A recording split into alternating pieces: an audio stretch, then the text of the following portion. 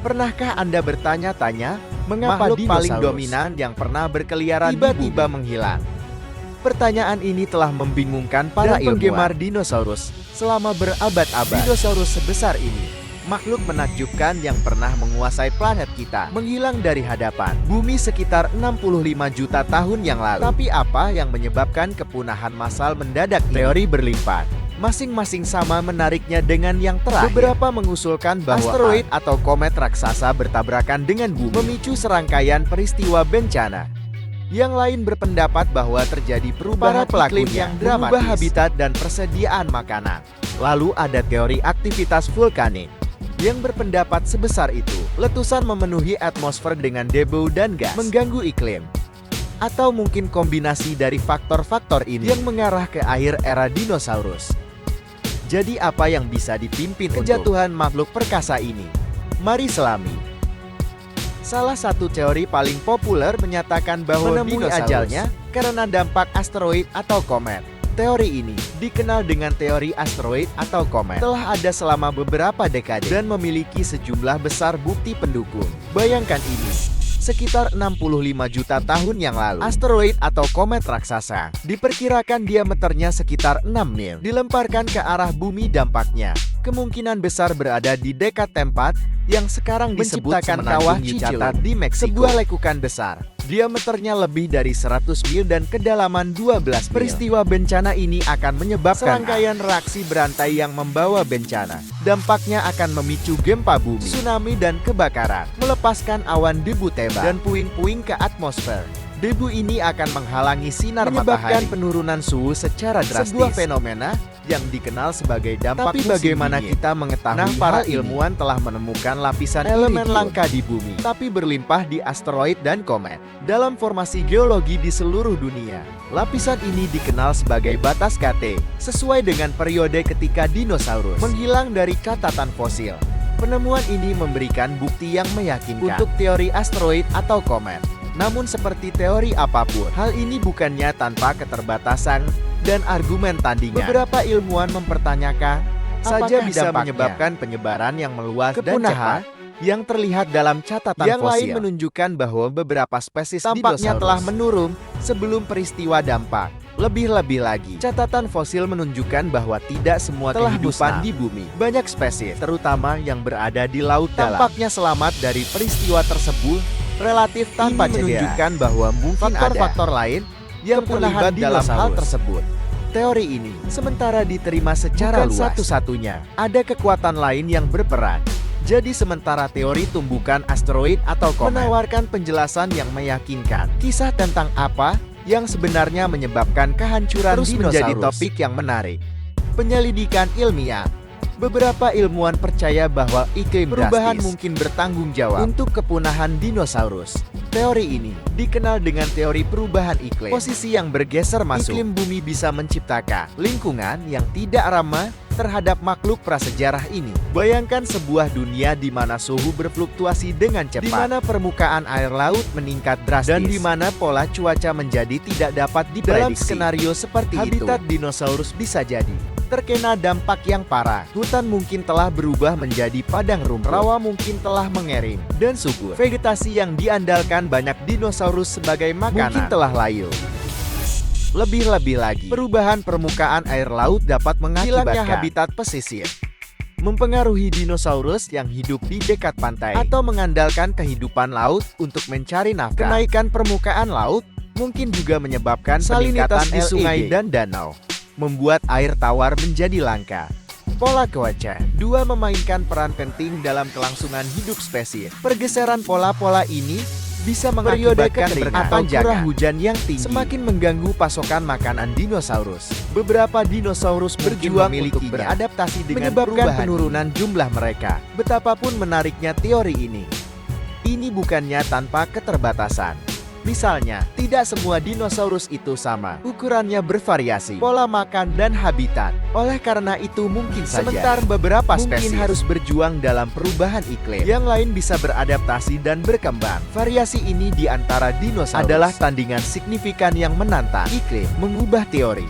Apalagi itu penting untuk Perlu diingat bahwa perubahan iklim adalah proses yang terjadi pada ribuan orang, bahkan jutaan tahun. Dapatkah perubahan bertahap seperti hilangnya dinosaurus secara tiba-tiba? Catatan fosil. Pertanyaan ini masih menjadi bahan perdebatan di kalangan ilmuwan. Tapi apakah perubahan iklim saja bisa menghapuskan seluruh populasi dinosaurus? Mungkin masih ada yang lebih dari itu. Teori lain mengusulkan hal itu secara intens. Aktivitas vulkanik bisa memiliki kematian dinosaurus. Teori ini menyarankan bahwa serangkaian letusan gunung berapi bisa menghasilkan debu dan gas dalam jumlah besar. Letusan ini mungkin sangat hebat dan sering terjadi, bahwa mereka bisa mengubah iklim secara signifikan dan merusak lingkungan secara parah. Idenya di sini adalah letusan gunung berapi ini akan dimuntahkan keluar sangat besar jumlah belerang dan karbon dioksida. Belerang akan bercampur dengan uap air di atmosfer, membentuk aerosol yang dapat memantulkan sinar matahari kembali ke angkasa. Ini bisa menyebabkan penurunan suhu secara drastis, menciptakan apa sering disebut dengan musim dingin vulkanik. Di samping itu, karbon dioksida, gas rumah kaca yang terkenal, bisa memiliki LED yang pemanasan jangka setelah aerosol mengendap. Secepat ini dan perubahan iklim yang ekstrim bisa jadi terlalu bagi dinosaurus untuk beradaptasi, menyebabkan kepunahan mereka pada akhirnya.